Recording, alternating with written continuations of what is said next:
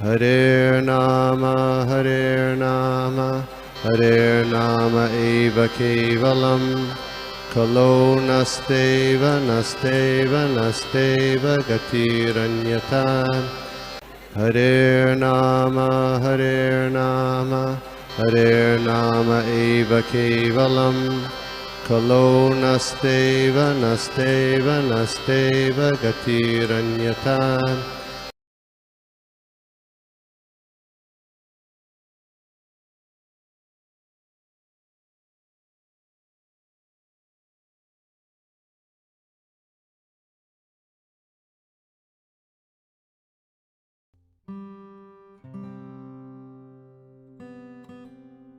हरे कृष्णा प्रभु जी, माता जी प्रणाम।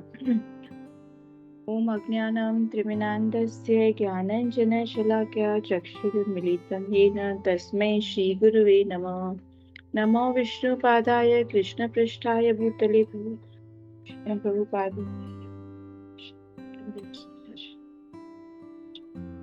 नमो विष्णुपादाय कृष्णपृष्ठाय भूतले श्रीमते भक्तिवेदांत स्वामी इति नामिने। नमस्ते सरस्वती देवी गौरवाणी प्रचारिणे निर्विशेष शून्यवादी पाश्चात्य देश तारिणे। जय श्री कृष्ण चैतन्य प्रभु नित्यानंद श्री अद्वैत गदाधर श्रीवासादि गौर भक्तवृंद। हरे कृष्णा कृष्णा कृष्णा हरे हरे, हरे राम राम राम हरे हरे। ओम नमो भगवते वासुदेवाय, ओम नमो भगवते वासुदेवाय, ओम नमो भगवते वासुदेवाय। नारायणं नमस्कृत्यं नरं चैव नरोत्तमं देवीं सरस्वतीं व्यासं ततो जयमुदीरये। नष्टप्रायेषु भद्रेषु नित्यं भागवत सेवया भगवती उत्तम श्लोके भक्तिर्भक्ति नष्टकी।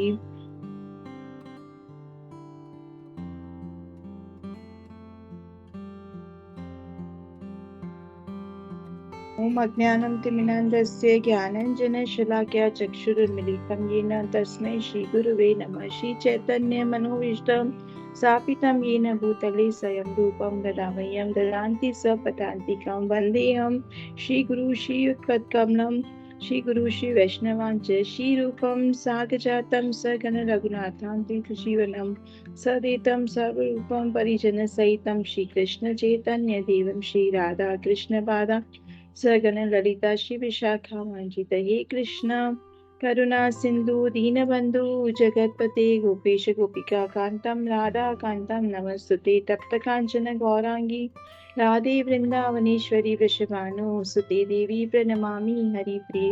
वाञ्छा कल्पद्रुमस्य कृपा सिन्धुभ्येव च पतितानां पावनेभ्यो वैष्णवेभ्यो नमः। जय श्री कृष्ण चैतन्य प्रभु नित्यानंद श्री अद्वैत गदाधर श्रीवासादि गौर भक्त वृंद। Hare Krishna Krishna Krishna Hare Hare, Hare Ram Ram Ram Hare Hare. Shrimad Bhagavatam second canto chapter 4 process of creation से आज श्लोका नंबर 7 के ऊपर हम 7 के ऊपर हम बात करने वाले, चर्चा करने वाले हैं। और भगवान के इस श्लोक में बहुत ही असीम भगवान ने किस तरह से इसको किया है, बहुत सुंदर तरह से महाराज परीक्षित के सवाल में सुखदेव गोस्वामी इसका आंसर करते हैं। और श्लोक का वर्स जो है वो इस तरह से है।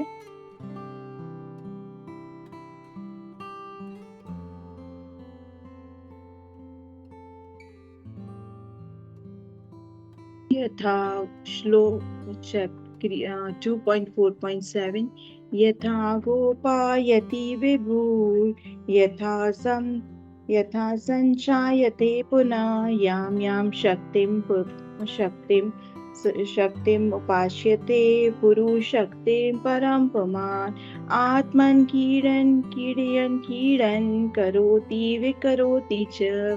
यथा गोपायते विभु यथा संजायते पुनः यां यां शक्तिमुपास्यते पुरुषशक्ति परं पुराम् आत्मन् कीडन् करोति विकरोति च यथा गोपायते विभु यथा संजायते पुनां यां यां शक्तिम् उपाश्रितं कुरु शक्ति परं पुमान् आत्मन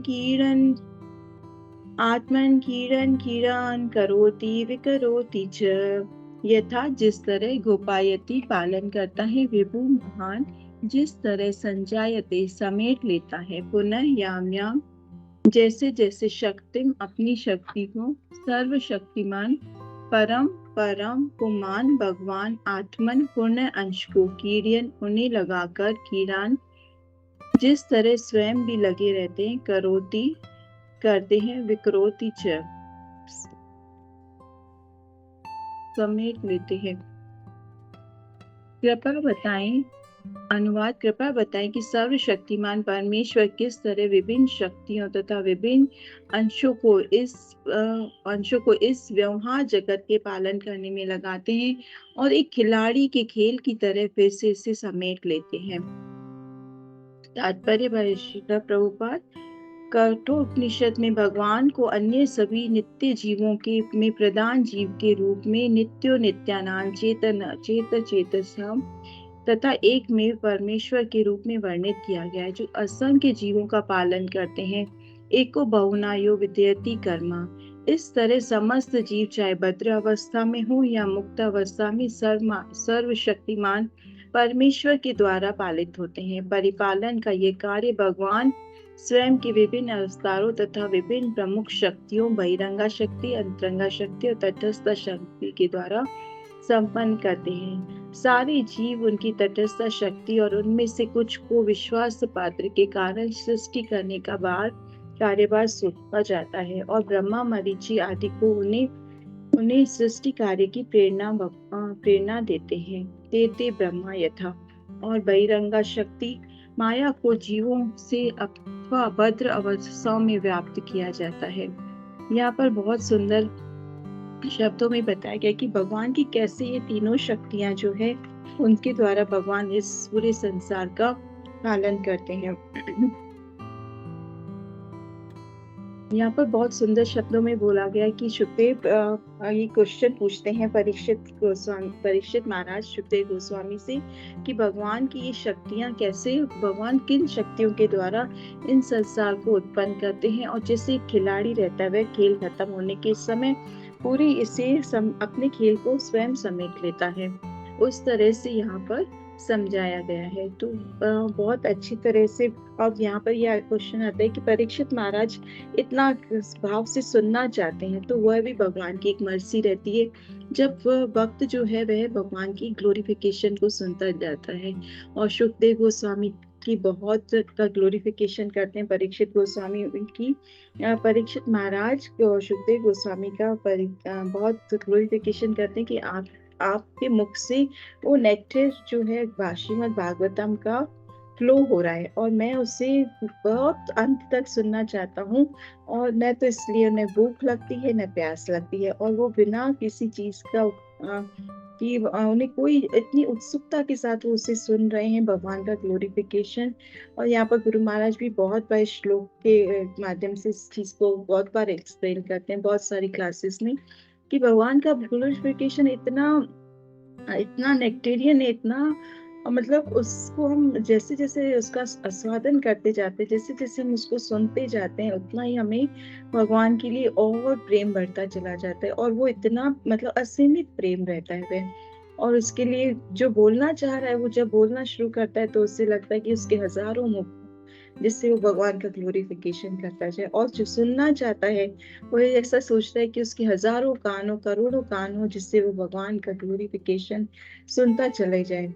तो यहाँ पर भी वही परीक्षित महाराज प्रश्न कर रहे हैं सुखदेव गोस्वामी से और कि भगवान की जो असीमित शक्तियां हैं जिससे वो भगवान इस संसार को पैदा करते हैं तो वो सब कैसा चलता है और कैसे उन शक्तियों के द्वारा भगवान इस संसार का पालन करते हैं इस संसार को उत्पन्न करते हैं और फिर जैसे खिलाड़ी होता है वह खिलाड़ी जो होता है वह जैसे अपने खेल को समेट लेता है प्रलय के समय भगवान भी अपने उसी संसार को अपने अंदर समेट लेते हैं।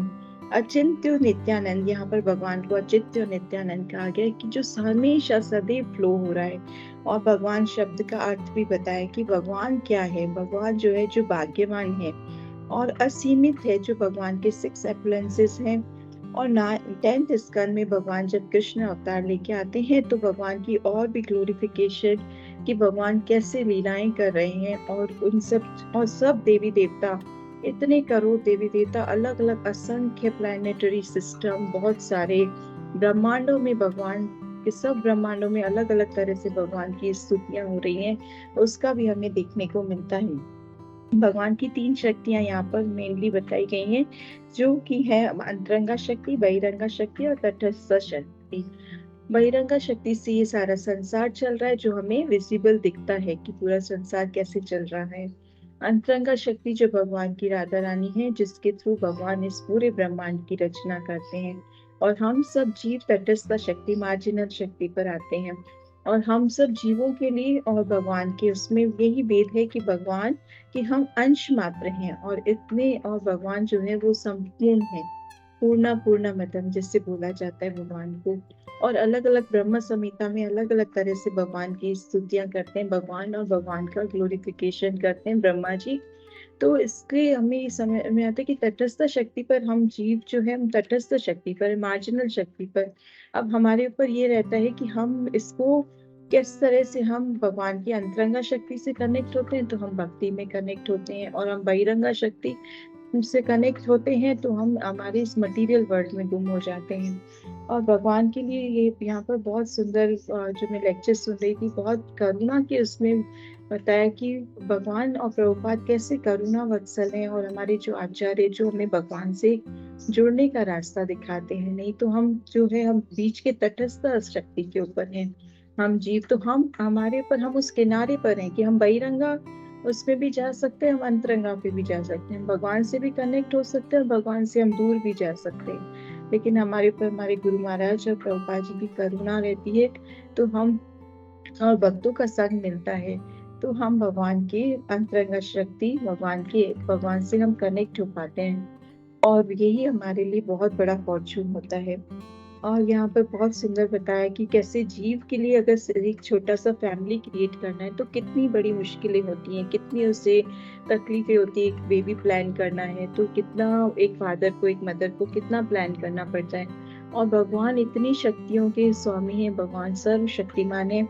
जब भगवान इस संसार को पैदा करना चाहते हैं तो सिर्फ एक भगवान की पलक ऊपर करते ही इस पूरे एक चींटी से लेकर ब्रह्मा तक सारा संसार पैदा हो जाता है। और भगवान जो सुप्रीम फादर हैं और माता मदर अर्थ जो है हमारी, वो जैसे ही भगवान की इस डिजायर को समझती हैं कि भगवान संसार को पैदा करना चाहते तो बिना कोई सवाल किए हुए भगवान के उसमें सहयोग करते हैं, और पूरा संसार भगवान की पलक ऊपर करते ही पूरा संसार पैदा हो जाता है। उसमें कई करोड़ों ब्रह्मांड होते हैं, कई सारे ब्रह्मा जी, कई शिव जी का पूरा संसार भर जाता है।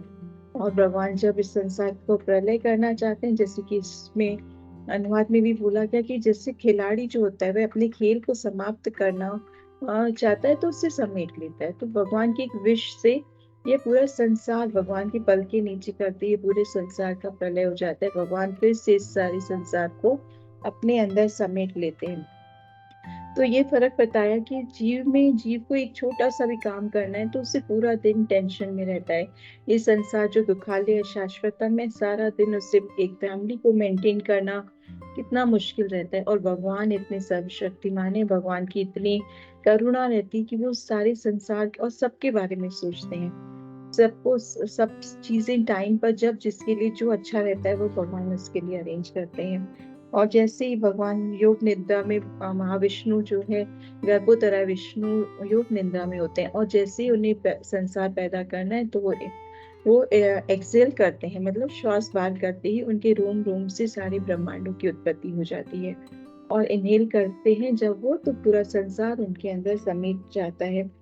और यहाँ पर और जीवात्मा की प्रवृत्ति, जीवात्मा इस दुखालय शाश्वतम में रहते हुए भी, जैसे हम भगवान के संरक्षण में हैं, भगवान के ऊपर हमें इतना प्रोटेक्शन के ऊपर विश्वास है कि नहीं, everything Krishna is going to do, तो उस विश्वास के साथ हम बहुत खुश रह सकते हैं। लेकिन अदरवाइज जो जीवात्मा है, उसका वो स्वभाव ही है कि अगर वो भगवान को भूल जाता है तो उसकी प्रॉब्लम्स जो है वो कर बहुत ज्यादा बढ़ जाती हैं, बहुत ज्यादा, मतलब इट्स वेरी डिफिकल्ट हो जाता है इस संसार में रहना, कि इतनी सारी प्रॉब्लम्स, इतनी सारी चीजों को सॉर्ट आउट करना, मेंटेन करना फैमिली को।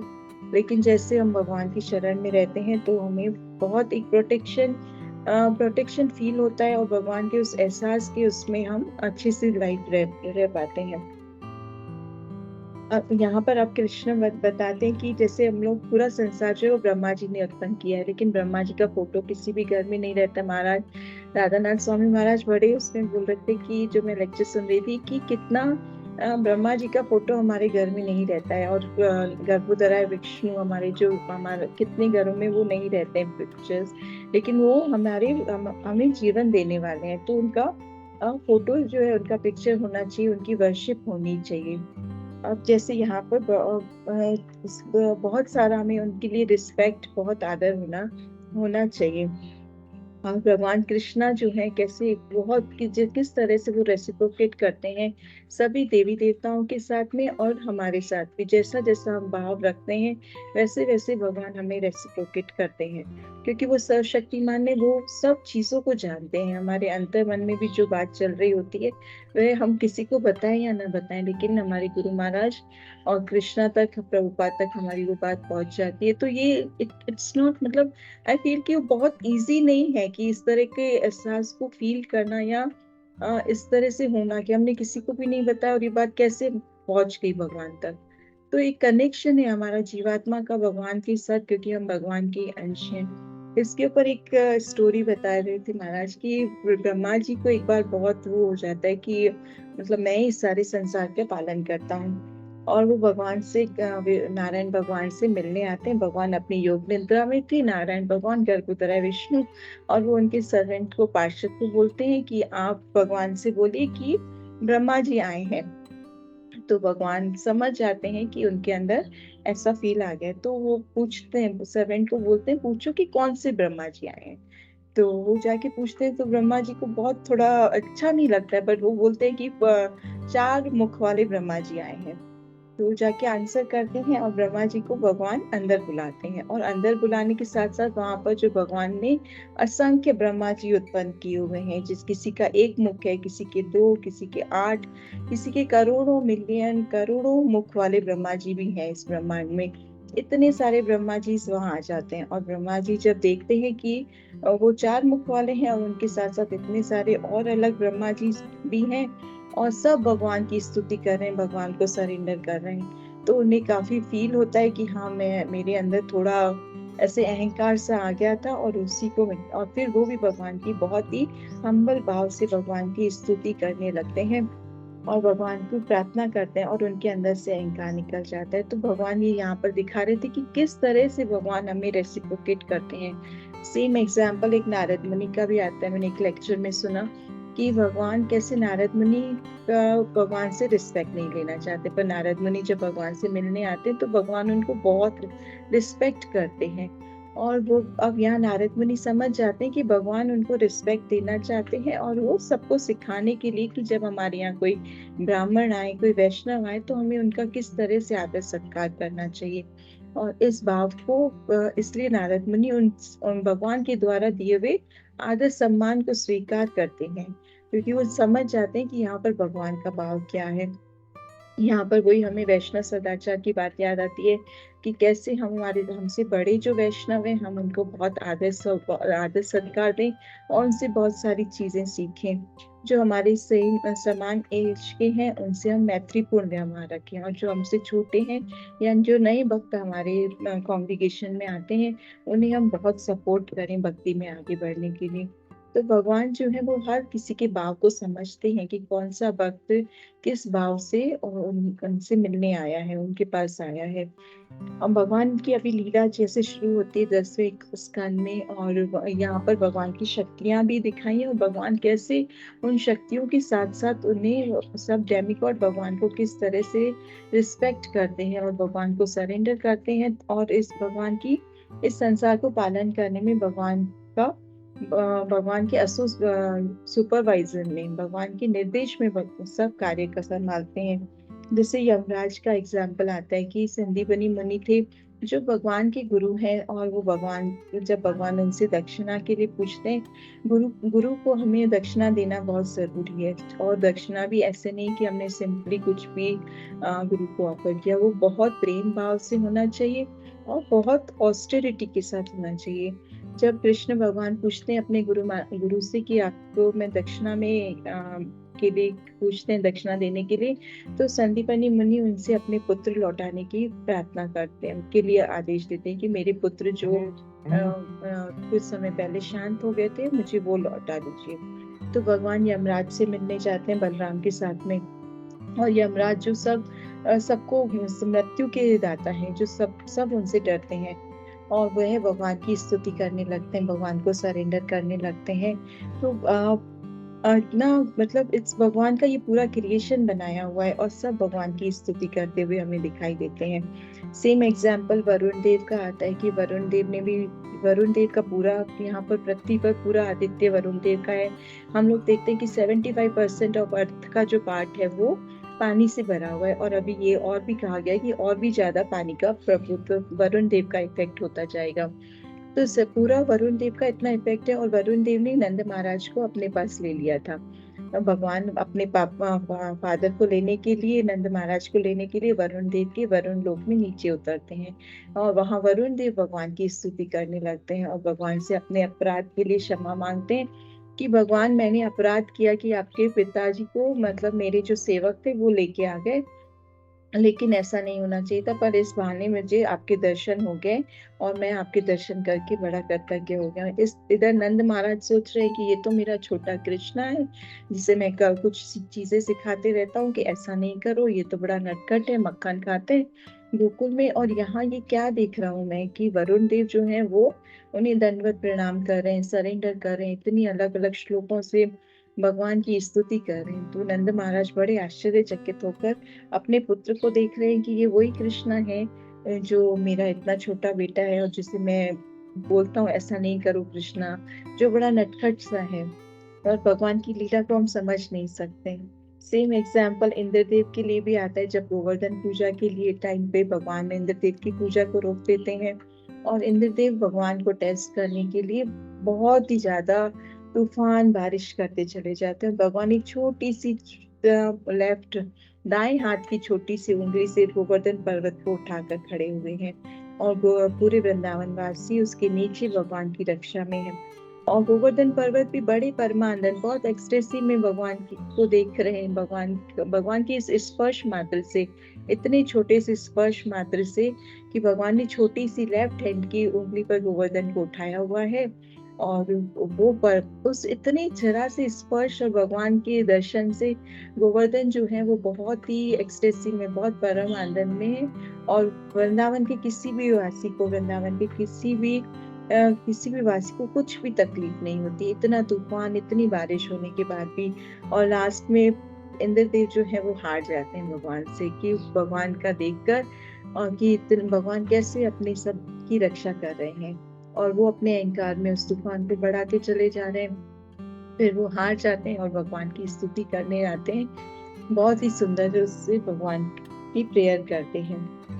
सेम एग्जाम्पल लॉर्ड शिवा का भी आता है। तो यहाँ पर अलग अलग तरह से कि कैसे सब देवी देवता इतने उसमें होते हुए भी भगवान की, यही भगवान जब कृष्ण रूप अवतार लेकर आते हैं तो किस तरह से भगवान की स्तुतियां करते हैं। लॉर्ड शिवा का भी सुखदेव गोस्वामी बहुत अच्छे सुंदर से वर्णन करते हैं कि बाणासुर जो थे वो भगवान शिव जी के भक्त थे, और भगवान शिव जी की बहुत स्तुति करते हैं। भगवान शिव जो है आशुतोष हैं, जो जल्दी ही प्रसन्न हो जाते हैं, तो भगवान उन्हें हजारों आर्म्स, 1000 आर्म्स का वरदान देते हैं।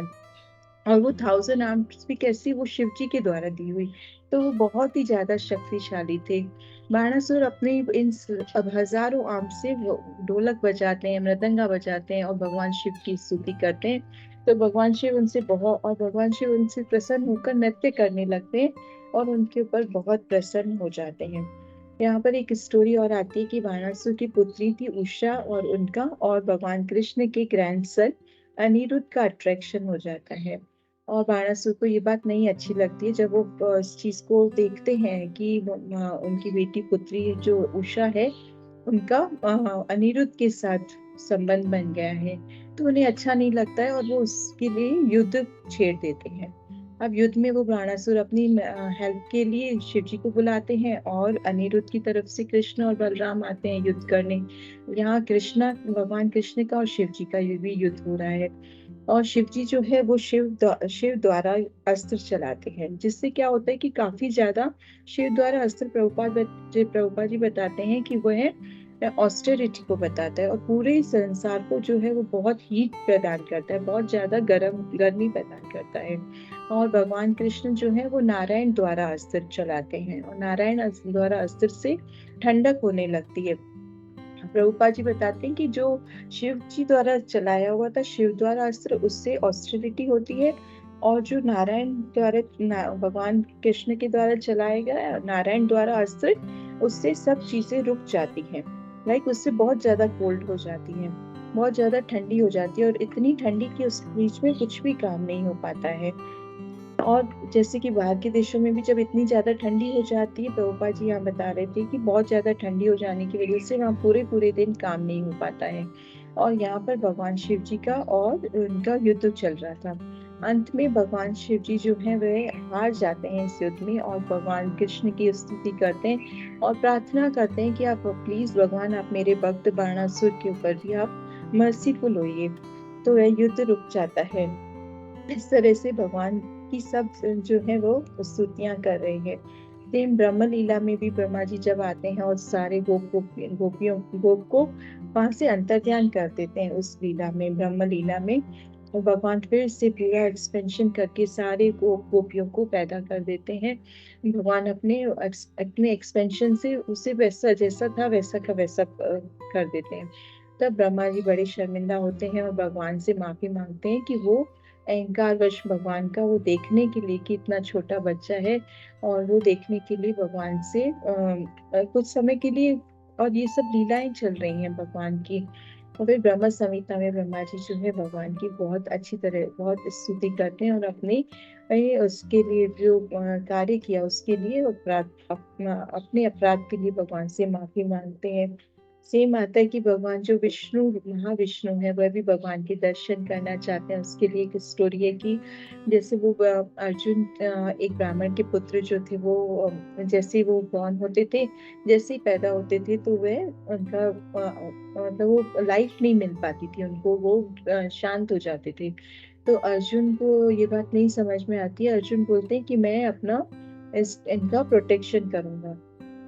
तो अर्जुन के अंदर भी ये थोड़ा यहाँ एरोगेंट का अहंकार का भाव था और रक्षा करने का भी था कि उन्हें इतने काफी सारे अस्त्र देवी देवताओं से काफी वरदान मिल चुके थे।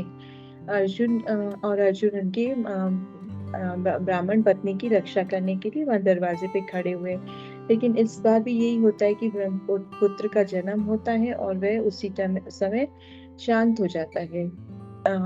तो ब्राह्मण बहुत दुख में अर्जुन को बोलते हैं कि अर्जुन तुम तो किसी काम के नहीं रहे, क्या किया तुमने, इतना बोल के भी कि मैं रक्षा करूंगा मैं ये करूंगा, लेकिन कुछ भी नहीं कर पाए तुम। इस बार भी वही हुआ जो हर बार हो जाता था और अब तो तुम्हें आग में कूद जाना चाहिए, तुम यूजलेस हो बिल्कुल और तुमको आग में चले जाना चाहिए। तो जब कृष्ण भगवान को ये बात पता चलती है तो वो अपने डिवोटीज की हमेशा रक्षा करने आते हैं और अर्जुन भी भगवान की शरण लेते हैं। तो भगवान अर्जुन के साथ अपने लोक में जाते हैं, एक के बाद एक लोक को पास करते हुए जब ऊपर पहुंचते हैं वैकुंठ लोक में, तब वहाँ महाविष्णु भगवान जो है गर्भोदराय विष्णु वह योग निद्रा में बैठे हुए हैं। योग निद्रा में वह उठकर भगवान को दर्शन करना चाहते हैं और भगवान को उसी टाइम में उन पुत्रों को जीवित भी कर देते हैं और प्रार्थना करते हैं कि भगवान मैं आपके इस कृष्ण स्वरूप का जो बहुत ही मोहक है और जिसको देखो तो सिर्फ देखते ही रह जाओ, और इस रूप का मैं आपका दर्शन करना चाहता था, इसलिए मुझे ये सब करना पड़ा। नहीं तो ये जो ब्राह्मण के पुत्र थे उनको लेने का कोई और वो उद्देश्य नहीं था, सिर्फ मैं चाहता था कि आप यहाँ तक आए और मुझे दर्शन दें। तो आप कितना उस दर्शनों को पाने के लिए ये सब लीला हुई थी।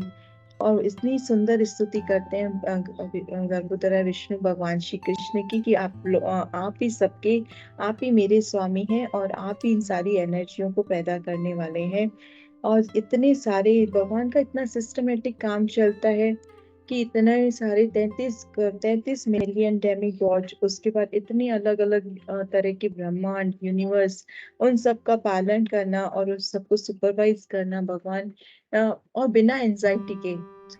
तो वो बात वही आती कि हमें एक छोटा सा भी काम होता है तो बहुत टेंशन हो जाती है। और चाहे बड़े बड़े गवर्नर्स हैं इस संसार के, बड़े बड़े प्राइम मिनिस्टर हैं, उन्हें छोटा छोटा काम करने के लिए इतने लोग चाहिए होते हैं कि आगे पीछे कंप्यूटर, सिक्योरिटी, और भगवान को ऐसा कुछ आगे पीछे नहीं देखना पड़ता है। कोई भगवान का ऐसा ऑफिस नहीं है, बैक ऑफिस नहीं है जिसमें भगवान को कुछ ध्यान रखो। सब सिस्टमेटिक तरह से भगवान के उसमें चलता है। तो बोलने का कि वही सर्वशक्तिमान भगवान जो है, जैसे पूरे संसार की पालना कर रहे हैं, संसार को पैदा कर रहे हैं इतनी सारी शक्तियों के साथ, इतने देवी देवता, इतने लोग, और सबका ध्यान रख रहे हैं, सब कि कौन किस हाल में है। और वही भगवान वृंदावन में बड़ी बड़ी अनमोल सी लीला कर रहे हैं, बड़ी मधुर लीला कर रहे हैं। कभी मक्खन खा रहे हैं और कभी गोपियों के साथ डांस कर रहे हैं और बांसी बजा रहे हैं, राधा रानी के साथ डांस कर रहे हैं और बहुत इंजॉय कर रहे हैं, जैसे रास बिहारी की तरह और रसराज की तरह। हर चीज को भगवान वहां पर एंजॉय कर रहे हैं, उन्हें कोई एंजाइटी नहीं है। तो इस तरह से भगवान का ये समझ में आता है कि किस तरह से भगवान वो लोग वृंदावन में हैं और भगवान जब पूरे संसार की पालना कर रहे हैं तब वह किस तरह हैं। और हमें बस वही भगवान के इसी स्वरूप का ध्यान रखते हुए कि हम भगवान इतनी लीलाधारी, हम उन्हें कैसे पाए। अब सवाल ये आता है कि हम किस तरह से हम भगवान तक पहुंच सकते हैं, किस तरह से हम भगवान की स्तुति कर सकते हैं। क्योंकि जब हम इतनी स्तुतियां सुनते हैं तो हमें लगता है कि हम तो कुछ भी नहीं है उसमें, मतलब, पर फिर भी वो हमारे पर इतनी करुणा बरसा कर रखते हैं। महाराज बता रहे थे कि हम भगवान को कैसे पा सकते हैं। हरे कृष्णा कृष्णा कृष्णा हरे हरे, हरे राम राम राम हरे हरे। उठते बैठते, रात सोते जागते सिर्फ हम हरि नाम से अपना मन लगाकर और अटेंटिव चैंटिंग कर और श्रीमद् भागवतम में भगवान का ग्लोरिफिकेशन जो हम सुनते हैं उससे हम सबसे शेयर करके हम भगवान को पा सकते हैं। क्योंकि हम जब शेयर करते हैं, और वेरी थैंकफुल टू माता जी, प्रभु जी के ये हमें चांस मिलता है कि हम उसको पढ़ सकें, उस भगवान की उस ग्लोरिफिकेशन को समझ सकें। और जब ये क्लास का में सेवा का सौभाग्य मिलता है तो हम ध्यान से पढ़ते हैं, ध्यान से सुनते हैं।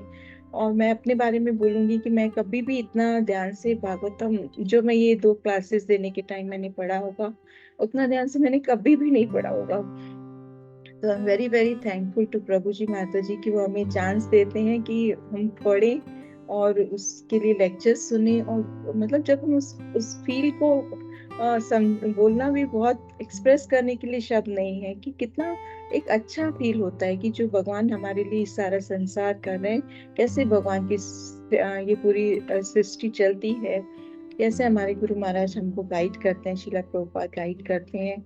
और हम उस आनंद को हम भगवान के जब एसोसिएशन में, भक्तों के एसोसिएशन में भगवान से कनेक्ट होकर रहते हैं तो हम इस संसार में रह सकते हैं। अदरवाइज इट्स वेरी डिफिकल्ट इस मटेरियल वर्ल्ड में रहना और फैमिली मेंटेन करना, चाहे ब्रह्मचारी हो, सबके लिए इट्स वेरी डिफिकल्ट।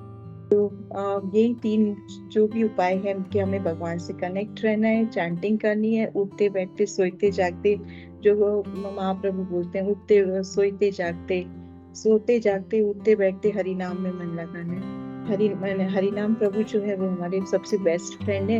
उनका जब साथ रहता है तो हम बहुत खुश रह जाते हैं। और श्रीमद् भागवतम का, डिवोटीज का, थैंक यू वेरी मच। मुझसे कुछ भी अपराध हुआ हो तो प्लीज मुझे क्षमा करिए। Thank you very much. Hare Krishna for giving me this सेवा। आपके कुछ कमेंट्स हैं तो आप शेयर कर सकते हैं।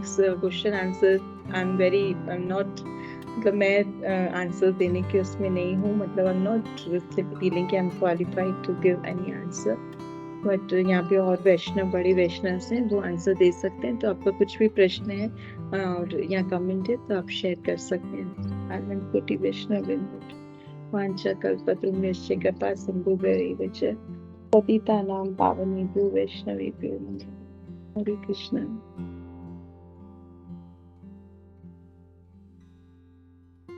हरे कृष्णा माता जी, दंडवत प्रणाम। माता जी, बहुत सुंदर क्लास था। और जैसे आपने स्टार्टिंग में कहा था कि भगवान का गुणगान करने के लिए, भगवान की कथा सुनने के लिए, श्रवण करने के लिए भगवान की मर्सी चाहिए। वही आपके ऊपर भगवान की पूरी मर्सी है, जो आपने इतने अच्छे से श्रवण किया और हमें समझाया। और सब लोग इतने ध्यान से, मुझे ऐसा लगता है सबके हृदय में वो हर एक पॉइंट घुस गए होंगे बहुत सुंदर से। और आपने इतने अच्छे से समझाया कि किस तरह कृष्णा ही सबसे बड़े, सब कारणों के कारण कृष्णा है। जैसे कि विष्णु, भगवान विष्णु भी कैसे उनसे उनका दर्शन करने के लिए ललायित रहते हैं। शिव जी के बारे में बताया, ब्रह्मा जी के बारे में, और अलग अलग स्टोरी के माध्यम से अपने भगवान कैसे सबसे बड़े, वो कितने अच्छे से बताया। नंद महाराज की स्टोरी बहुत सुंदर से कनेक्ट करके बताया माता जी। बहुत सुंदर क्लास था।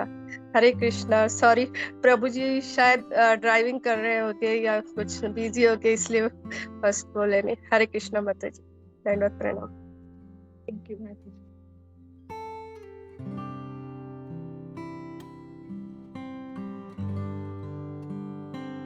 हरे कृष्णा माता जी, दंडवत प्रणाम।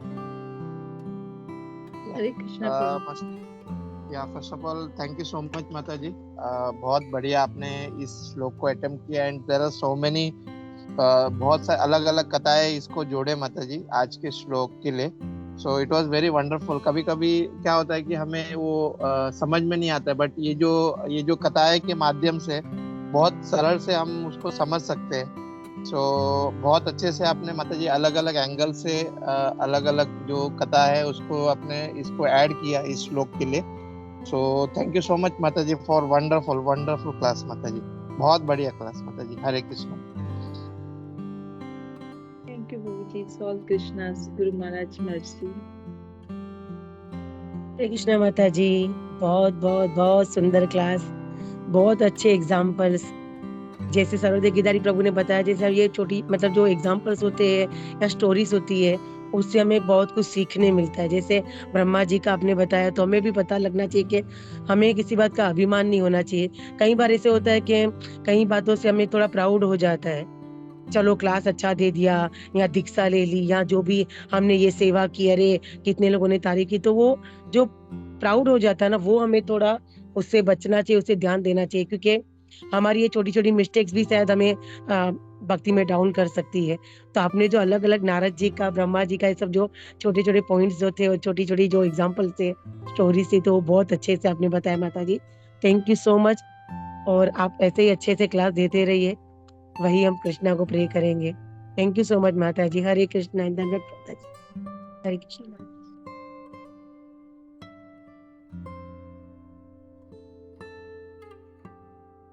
हरे कृष्णा। एक और पॉइंट मुझे याद आ रहा है, तो छोटा सा शेयर करूंगी, टाइम तो हो गया है, कि कैसे जो फायर फ्लाई होती है वो चमकती हुई अंधेरे में वह पूरी रोशनी देती है और उससे अहंकार आ जाता है कि सारा जो उजाला है, सारी जो लाइट है वो मेरी वजह से आ रही है। लाइक वो ब्रह्मा जी की जो लीला थी उसमें वही था कि वो उन्हें भी लगता है कि जो क्रिएटर तो मैं हूँ, लेकिन जब वो सूर्य उगता है, सनराइज होते ही वह उसका प्रकाश देखने में भी नहीं आता है। लेकिन जैसे वो भगवान की लीला, भगवान की जो पावर में आते हैं, तो ब्रह्मा जी को फील होता है कि नहीं, ये मतलब मेरी मिस्टेक थी कि ये क्रिएटर जो है वो सब कारण करने वाले भगवान ही है। तो वो उनका जो फायर फ्लाई और जो भगवान सूर्य का एग्जाम्पल इसमें आता है कि कैसे सूर्य में और उसमें जो फायर फ्लाई, उससे इतना जरा सा प्रकाश निकलता है और उससे वो लगता है कि ये सब मैं कर रहा हूँ, लेकिन उसके पीछे हाथ जो जैसे ही सूर्य के निकलते ही उसका कोई इफेक्ट नहीं रह जाता है। तो यहाँ पर बहुत सुंदर उसके एग्जाम्पल से हम ये समझ सकते हैं कि कैसे ब्रह्मा जी को लगता है कि मैं क्रिएटर हूँ, और फिर इस चीज का एहसास होता है कि नहीं, ये तो सब भगवान सर्वशक्तिमान भगवान श्री कृष्ण के द्वारा ही हो रहा है। फिर वो भगवान की बहुत अच्छी तरह से स्तुति करते हैं।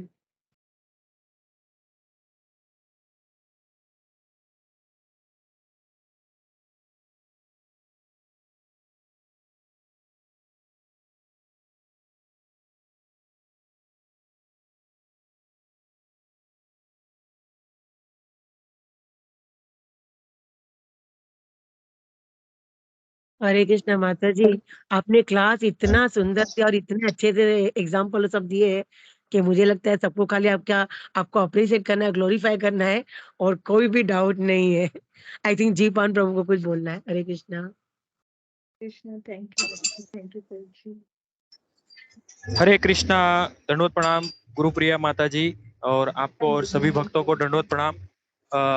साधुवाद, धन्यवाद माता जी, आपने इतना अच्छा समझाया ये श्लोक के माध्यम से।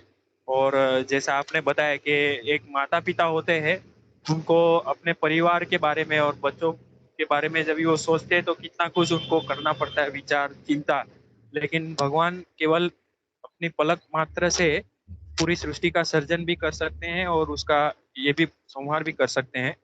तो माता जी, आपने बहुत अच्छा ये एक हमारे जीव में और भगवान में क्या एक अंतर है, ये इससे आपने समझाया माता जी।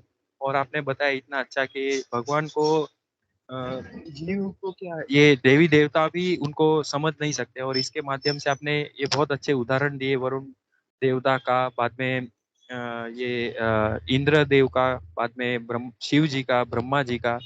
और इसी के साथ आपने एक जो ब्रह्मा जी का जो ये नर नारायण का जो दर्शन करना चाहते थे महाविष्णु भगवान, तो वो भी एक बहुत अच्छी लीला आपने स्मरण कराई। तो इसके साथ मुझे माता जी एक ये जोड़ना था माता जी, कि जैसे ये चैतन्य महाप्रभु जब भी उनका जब भी ये महावेश अवतार और उनका जब भी दर्शन हो रहा था, तो श्री अद्वैत आचार्य जी ने उनकी पूजा और आरती की। तो 21 घंटे तक उनकी पूजा और वो सब चल रही थी, सब भक्त कीर्तन कर रहे थे, आरती हो रही थी।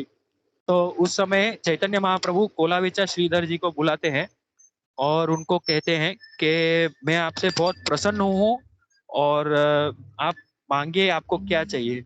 आपको चाहिए तो मैं आपको राजा बना देता हूँ, और आपको चाहिए तो मैं आपको सिद्धियां प्राप्त देता हूँ।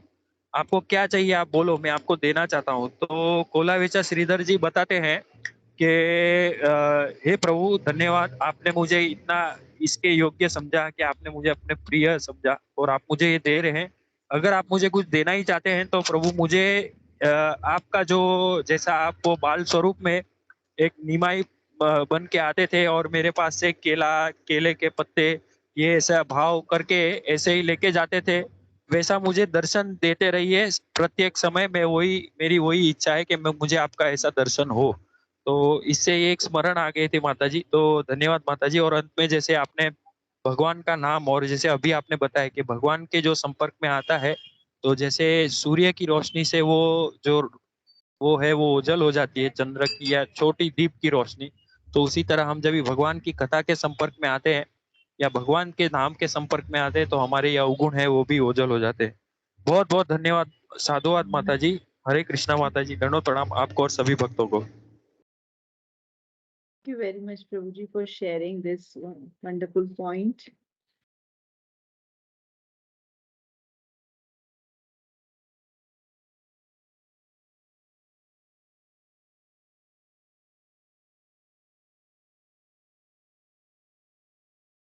हरे कृष्ण माता जी, बहुत सुंदर क्लास था, बहुत ही सुंदर क्लास था। और इस बात से एक गौर गोपाल का लेक्चर सुना था, उसके अंदर मतलब एक पॉइंट आई थी जिसके अंदर बताते हैं, जब भी हमारे अंदर अगर हमको अहंकार आता है कि भाई ये मैं सबसे अच्छा कर सकता हूँ या ये मेरे सिवा और कोई कर नहीं सकता, तब हमें ये सोचना चाहिए कि भाई, या किसी को देख के हमको ईर्ष्या होती है कि ये इतना अच्छा कैसे कर सकता है और मैं नहीं कर सकता। जब ये ईर्ष्या उत्पन्न होती है तो हमको ये समझना चाहिए कि इसके अंदर जो ये कला है या इसके अंदर जो ये गुण है जिससे मुझे ईर्ष्या हो रही है, वो भी जो भगवान ने इससे दी है। यानी सोचिए कि भगवान के अंदर कितनी ज्यादा इसमें शक्ति होगी, कितनी इससे ज्यादा जो है प्रेरणा मिलती होगी कि इस बंदे के अंदर या इस व्यक्ति के अंदर इसके अंदर जो गुण है वो एक स्पार्क मात्र है, यानी एक जिसकी बोलते एक चिंगारी मात्र है जो इसके अंदर दिखाई देती है। यानी भगवान के अंदर कितनी जो है शक्ति होगी। जब हम ये सोचेंगे तो हमको लगेगा कि भाई इसके अंदर जो ये स्पार्क है वो भगवान का दिया हुआ है। तो अपने आप जो हमारे अंदर जो है ना ऐसा लगेगा जो हम हमारी जो उसके प्रति ईर्ष्या है वो कम हो जाएगी। और धीरे धीरे जब हम हर चीज के अंदर ऐसे देखेंगे कि भाई इसके अंदर ये गुण है, मगर ये गुण किसने दिए हैं? भगवान ने दिए हैं इसको। जब ये बार बार ये हम सतत मनन करते रहेंगे, तब हमारे अंदर जो ईर्ष्या है उसके प्रति वो कम होते होते खत्म हो जाएगी। तो इसके लिए हमको किसी के साथ में जब हम किसी के अंदर गुण देखते हैं, तो ये सोचना है कि ये गुण भगवान का दिया हुआ है, and it is the quality which has been given by the lord. तो वो जब बार बार बार सतत हम अपने आप को हैमर करते रहेंगे, इसको मारते रहेंगे अपनी बात को, कि भाई उससे ईर्ष्या मैं क्यों करती हूँ, ये तो उसके अंदर भगवान ने गुण दिया हुआ है। ये इससे ईर्ष्या क्यों करता हूँ, क्योंकि इसके अंदर भगवान ने गुण दिया हुआ है। तो जब ये भगवान के बारे में सोचेंगे, तो इस वजह से हमारी जो ईर्ष्या है वो कम होती जाएगी। तो जब ये एनवियसनेस जो है वो तब कम होती है, या पहले तो ये समझना कि ये जो गुण है भगवान का दिया हुआ है, और दूसरा फिर उसी व्यक्ति का, उसी गुण का जो है ना बखान करना, उसके बारे में ग्लोरीफाई करना उसको, कि भाई। तो इसमें क्या होता है कि हमारे हृदय के अंदर जो कठोरपन है, वो कठोरपन नहीं रहता। वो कठोरपन अपने आप जो चूर चूर हो जाता है, क्योंकि हमने जाके उसको ग्लोरीफाई कर दिया। और उसको अकेले में ग्लोरीफाई नहीं करना है, उसको सबके सामने ग्लोरीफाई करना है। तो और भी जो है ना हमारा जो हमारे उसके प्रति जो ईर्ष्या होती है, वो अपने आप चूर चूर हो जाती है। तो ये सुना था, तो wanted to share. Hare Krishna. Oh, very nice point, प्रभु जी, थैंक यू फॉर शेयरिंग कि ये बहुत काम भी आने वाला है, क्योंकि कितनी बार अहंकार आता है, और अगर इस पॉइंट को हम भगवान से कनेक्ट करेंगे तो आपने बहुत अच्छे से समझा है, तो वो अहंकार धीरे धीरे नष्ट होता जाएगा। थैंक यू सो मच प्रभु जी, इट्स वेरी, मतलब बहुत काम का ये पॉइंट है, बहुत अच्छा पॉइंट है कि बिकॉज हम लोग ये चीजें फेस करते ही हैं, एनवी, प्राउड आते जाते रहते हैं हमारे अंदर काफी ज्यादा। Thank you so much for sharing. और एनवीएसनेस के ऊपर जो बहुत बड़ा क्लास है, जिसके अंदर बताया है कि, और ये सबसे बड़ा जो है ना अवगुण है हमारे अंदर, जो काम, क्रोध, लोभ, मोह, मद, मात्सर, ये तो 6 गुण अवगुण तो हैं। मगर जो एनवीएसनेस है ना, ये एक वन ऑफ द मोस्ट, जिसको बोलते हैं डेंजरस एक अवगुण है, जिसकी वजह से हम आगे नहीं बढ़ सकते। हमारी भक्ति के अंदर, हमारे जो कार्य के अंदर, जो स्पिरिचुअल लाइफ के अंदर हम आगे नहीं बढ़ सकते। और ये ईर्ष्या को तोड़ने के लिए ही जो हम डिवोटीज को ग्लोरीफाई क्यों करते हैं, one of the main reason is that, कि उसके कुछ गुणों को देखकर हम उसको ग्लोरीफाई करेंगे, तो जो हमारे अंदर वो अवगुण है एनवियसनेस का, वो धीरे धीरे धीरे धीरे धीरे खत्म होते जाएगा। यू कैन नॉट, जो एक बहुत बड़ा पहाड़ है उसको आप एक झटके में तोड़ नहीं सकते। उसको धीरे धीरे, जो छेनी होती है ना, छेनी से उसको आपको तोड़ना है। उसको तोड़ तोड़ के आपको उसके अंदर से एक अच्छा सा स्कल्पचर बनाना, उसके अंदर से एक अच्छा सा मूर्ति बनानी है। तो ये जो हमारे अंदर अहंकार का जो पहाड़ है, उसको जब हम डिवोटीज को ग्लोरीफाई करते हैं, तो वो अपने आप उसमें से छेनी की तरह वो काम करता है, और वो उसको, जो इतने बड़े पहाड़ को काटता है धीरे धीरे धीरे। पता नहीं कितने जन्मों से हमने इस पहाड़ को बना के रखा है। तो इसको तोड़ने के लिए हमको ये जो जन्म मिला, एटलीस्ट हम इस जन्म से शुरू करें कि हम जो है डिवोटीज को ग्लोरीफाई करें, ताकि जो हमारे अंदर जो ये पहाड़ है वो धीरे धीरे चूर होते जाए। Hare Krishna. Good point, thank you प्रभु जी फॉर शेयरिंग दिस।